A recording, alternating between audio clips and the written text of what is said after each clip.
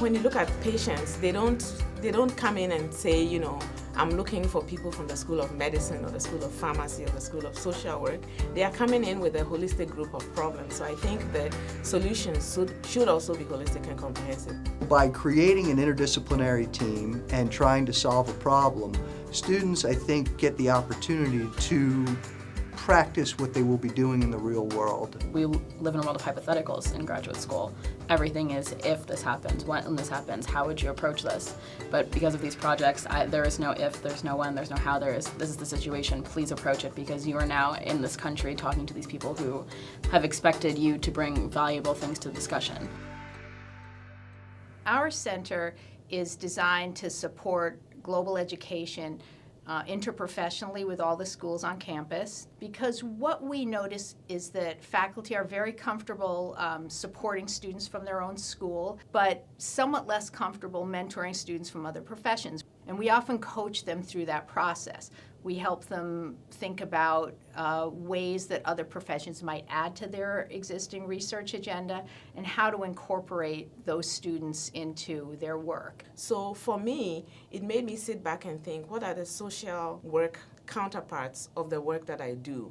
What is the nursing aspect of the work that I do? And how important are all of these different disciplines to what I do? And I realized it is very important. So that has actually helped me to design my studies better and have me think about all the other components of health that are important for taking care of patients. We find that our students and faculty that participate in these global experiences often return to Baltimore and to Maryland with ideas for solutions to problems that they had never considered before. I had no clue how many other aspects there were until I had other minds giving me ideas that I wouldn't have thought of.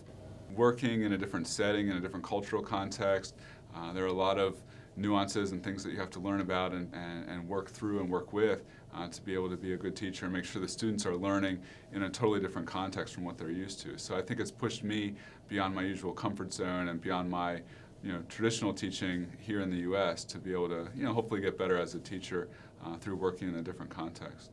We find that these international experiences where students are immediately put into a situation that's different from their day-to-day life and where they're vulnerable, where they're forced to depend on another community, another language, that in a very quick way they learn to depend on others, how to trust others who are different from them. When they come back, they report that vulnerability really translates into an experience that helps them grow in their profession, grow as students. When you yourself are in that situation and you can't speak the way that you want to speak and you don't know how to get where you want to get to navigate that system that's so foreign and complicated to you gives you more humility and more of a human connection to understand what that person is going through. And I think it'll make me more willing to take that time to work with them to make them feel comfortable in order to have the best possible outcome. When the students come back, they write a reflection essay and talk about their experience and how it's been and how it's really changed their perspective, their life, what they're going to do with the experience. And reading those essays, those short essays, are really, it's eye-opening to see how much that even a short project experience has really changed their life, their career trajectory, and how they think about medical problems here in the U.S. based on what they saw in Rwanda.